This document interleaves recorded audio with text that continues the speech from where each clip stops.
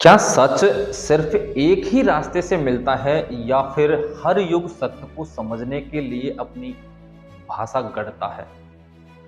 आज की यह कहानी दो विचारधाराओं की है, दो आवाजों की है, लेकिन प्रश्न एक है, मनुष्य को मुक्त कैसे होना चाहिए। एक और भगवत गीता जो युद्ध भूमि में कही गई और दूसरी ओर ओशो जो भीड़ भरी दुनिया में अकेलेपन की बात करते हैं। दोनों अलग अलग लगते हैं, लेकिन क्या सच में वे विरोधी हैं या फिर एक ही सत्य को दो युगों में अलग अलग तरीकों से कहा गया है। गीता की शुरुआत किसी आश्रम में नहीं होती। गीता की शुरुआत होती है कुरुक्षेत्र के मैदान में, जहां युद्ध खड़ा है, रिश्ते आमने सामने हैं और मनुष्य टूट चुका है। अर्जुन कहता है, मैं युद्ध नहीं कर सकता, अपने ही लोगों को मारना मुझसे नहीं होगा। यानी अर्जुन भी पलायन चाहता है। यही कृष्ण बोलते हैं।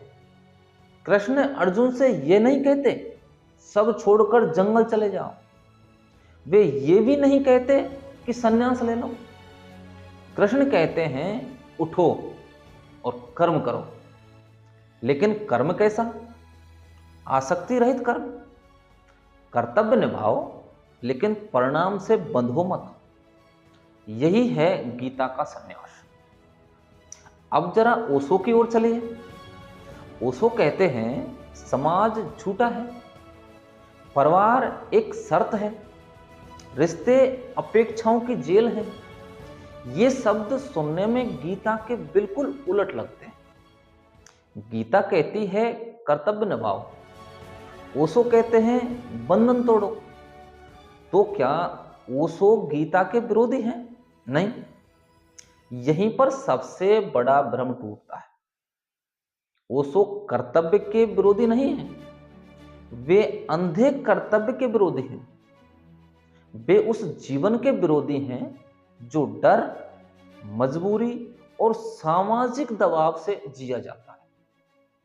ओशो कहते हैं, अगर तुम किसी रिश्ते में हो और वह तुम्हें चेतन नहीं बनाता, तो वह रिश्ता नहीं, एक आदत है।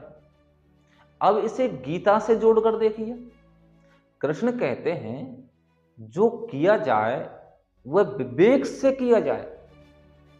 यानी बिना समझे निभाया गया कर्तव्य भी बंधन है और समझ से निभाया गया कर्तव्य की मुक्ति है। फर्क बस इतना है, गीता कर्तव्य से शुरू होती है और मुक्ति पर समाप्त होती है। ओशो मुक्ति से शुरू करते हैं और जिम्मेदारी पर छोड़ देते हैं। गीता का संदेश है, पहले भीतर स्थिर हो, फिर बाहर कर्म कर। ओशो का संदेश है, पहले भीतर मुक्त हो, फिर तय कर क्या करना है। दोनों का लक्ष्य एक है, चेतना। लेकिन समस्या विचारों में नहीं, समस्या उन्हें समझने वालों में है। कई लोग गीता पढ़कर कहते हैं, सब भगवान पर छोड़ दो, और अपने कर्तव्य से भाग जाते हैं। कई लोग ओशो को सुनकर कहते हैं, रिश्ते झूठे हैं, और जिम्मेदारी से पलायन कर जाते हैं। सच यह है, गीता पलायन नहीं सिखाती, ओशो अराजकता नहीं सिखाते। दोनों जागरूक जीवन सिखाते हैं। गीता कहती है, तुम शरीर नहीं हो। ओशो कहते हैं, तुम मन भी नहीं हो।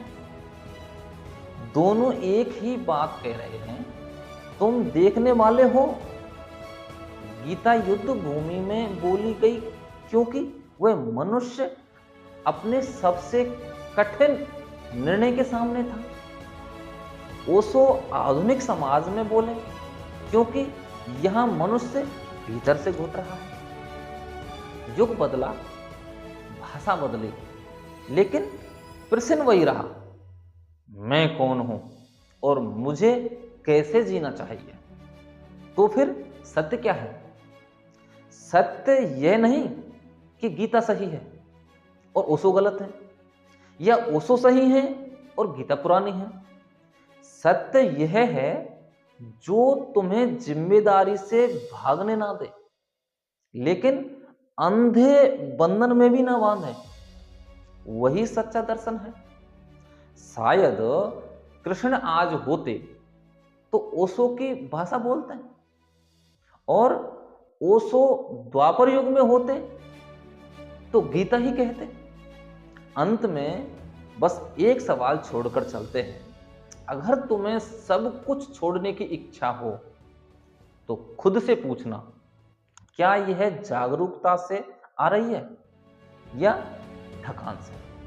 क्योंकि जागरूकता मुक्ति देती है और थकान पलायन। और शायद यही है ओशो और गीता का साझा सत्य। जीवन छोड़ने के लिए नहीं, चेतना के साथ जीने के लिए है।